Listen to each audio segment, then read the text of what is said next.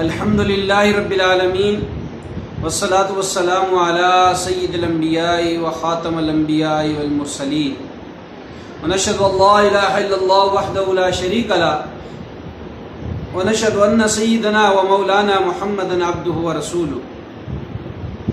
اما بعد فقال اللہ تبارک وتعالی فی القرآن المجید لقد کان لکم فی رسول اللہ اسوۃ حسنہ وقال النبی صلی اللہ علیہ وسلم من تشبہ بقوم فہو منہم۔ معزز سامعین و سامعات، خواتین و حضرات، میں نے آپ حضرات کے سامنے قرآن مجید فرقان حمید برہان رشید کی ایک آیہ مبارکہ تلاوت کی ہے اور حضور نبی اکرم صلی اللہ علیہ وآلہ وسلم کا ایک ارشاد گرامی آپ کے سامنے پڑھا ہے۔ اللہ عز و جل سے دعا ہے کہ اللہ تعالی ہمیں اس آیت کے مفہوم کو سمجھنے اور عمل کی توفیق نصیب فرمائے۔ آج کی اس نشست میں نے آپ کے سامنے جو آیت کریمہ پڑھی ہے اس کے ضمن میں ایک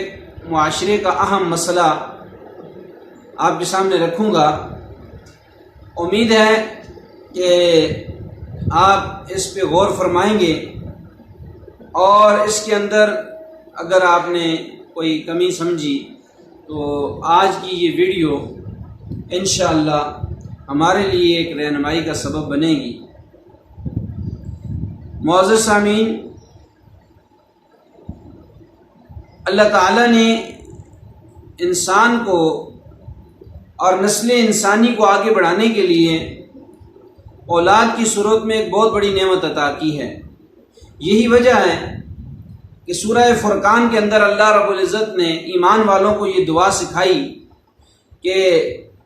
جب اللہ تعالیٰ ان کو دو کر دے یعنی جوڑا بنا دے تو انہیں پھر یہ دعا کرنی چاہیے، ربنا ہب لنا من ازواجنا وذریاتنا قرۃ اعین واجعلنا للمتقین اماما۔ اللہ رب العزت قرآن مجید میں ارشاد فرماتے ہیں کہ مومنین کی نشانی یہ ہے کہ وہ یہ دعا مانگتے ہیں،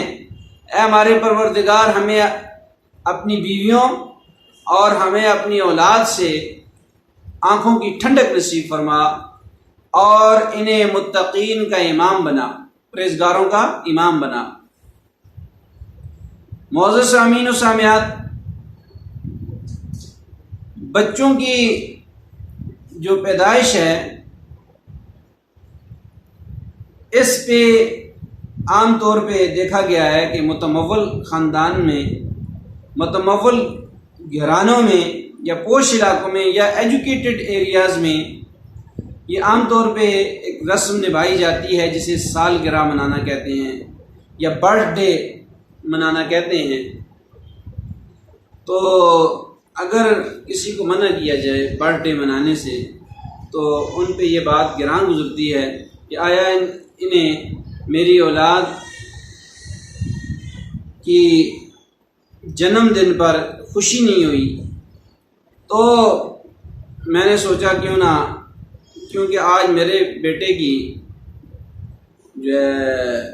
سالگرہ تو نہیں کہہ سکتے، بہرحال اس کے پیدائش کا دن ہے، تو وہ مجھے اپنے دوستوں کو دیکھا دیکھی بڑا اصرار کر رہا تھا کہ ابو جی ہم بھی سالگرہ مناتے ہیں۔ تو میں نے کہا کیوں نہ اس موقع پر یہ اپنے تئیں یہ کوشش کی جائے کہ جس کے ذریعے لوگوں کو رہنمائی مل سکے۔ تو میرے پیارے ناظرین، میں نے آپ کے سامنے جو آیت پڑھی ہے، اللہ عز و جل فرماتے ہیں کہ تمہارے لیے رسول اللہ صلی اللہ علیہ وآلہ وسلم کی زندگی میں ایک بہترین نمونہ ہے۔ ہم جب حضور نبی اکرم صلی اللہ علیہ وآلہ وسلم کی زندگی کو دیکھتے ہیں تو آپ نے کسی اپنے نواسے، کسی نواسی یا کسی کی بھی سالگرہ نہیں منائی۔ تو ایسے ہمیں پتہ چلتا ہے کہ حضور نبی اکرم صلی اللہ علیہ وآلہ وسلم نے یہ کام نہیں کیا۔ اور جب ہم ویسٹ میں دیکھتے ہیں تو ہمیں نظر آتا ہے کہ اہل مغرب اس بات کا بڑا اہتمام کرتے ہیں اور اس میں بڑی خوشیاں مناتے ہیں۔ تو یہاں پہ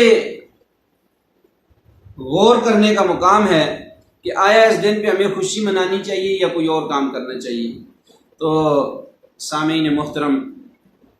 میرا جہاں تک یہ خیال ہے ان تمام چیزوں کو دیکھنے کے بعد، تو ہمیں اللہ رب العزت کا شکر ادا کرنا چاہیے کہ اللہ تعالیٰ نے ہمیں یہ اولاد عطا کی ہے اور یہ نعمت عطا کی ہے، اور اللہ تعالیٰ اس کے ذریعے نسل انسانی کو آگے بڑھائے۔ اور دوسری یہ بات ہے کہ یہ اللہ کا اطاعت گزار بنے، تابعدار اور فرما بردار بنے، جس کے ذریعے سے ہمارے لیے یہ ذریعہ نجات بنے، اور ایسی اولاد جو ہے آنکھوں کی ٹھنڈک بنتی ہے، جو اللہ رب العزت کے احکام کو مانتی ہے۔ اللہ کے بتائے ہوئے احکام میں یہی ہے وَقَضَىٰ رَبُّكَ أَلَّا تَعْبُدُوا إِلَّا إِيَّاهُ وَبِالْوَالِدَيْنِ إِحْسَانًا، تیرے رب نے تجھے یہ حکم دیا ہے کہ تو میری عبادت کر اور والدین کے ساتھ احسان کر۔ جب ہماری اولاد قرآن مجید پڑھے گی تو اسے پتہ چلے گا کہ والدین کے کیا حقوق ہوتے ہیں۔ سامعین محترم، یہاں پر میں آپ کو یہ بتاتا چلوں کہ جب بھی کسی کے بچے کی کوئی سالگرہ آئے تو ہمارے لیے جو بہترین کام ہے کرنے کا وہ یہ ہے کہ جو بچہ بڑا ہوتا ہے اس کے اندر شعور پیدا ہوتا جاتا ہے اور وہ چیزوں کو سمجھنا شروع ہو جاتا ہے۔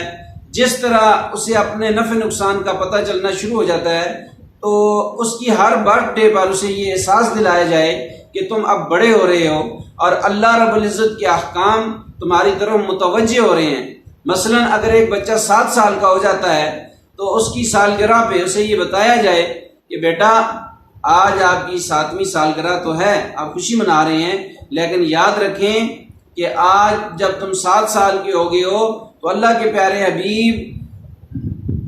سرور کائنات فخر موجودات صاحب الاولاق صلی اللہ علیہ وآلہ وسلم کا ارشاد گرامی ہے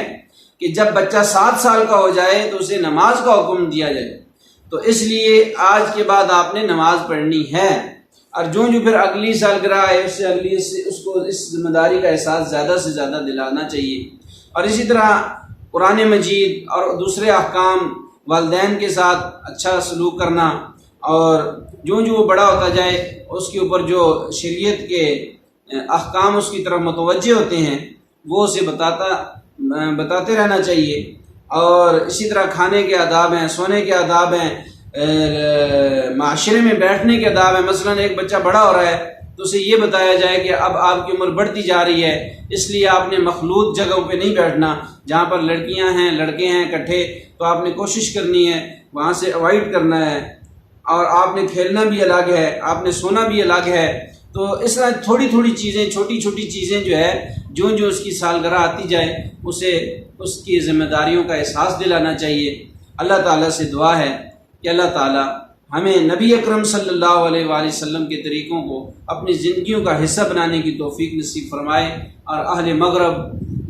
سے بچنے کی توفیق نصیب فرمائے، اس لیے کہ اللہ کے نبی صلی اللہ علیہ وآلہ وسلم نے فرمایا من تشبہ بقوم فہو منہم، کہ جو بھی کسی قوم کی مشابہت اختیار کرے گا تو اللہ تعالیٰ اس کا حشر بھی انہی کے ساتھ کرے گا۔ اللہ تعالیٰ ہمیں اب نبی اکرم صلی اللہ علیہ وآلہ وسلم کی جھنڈے تلے قیامت کے دن جمع فرمائے، اور مشرکین کے ساتھ، یہود اور ہنود کے ساتھ ہمیں کھڑا ہونے سے بچائے۔ وآخر دعوانا ان الحمد للہ رب العالمین۔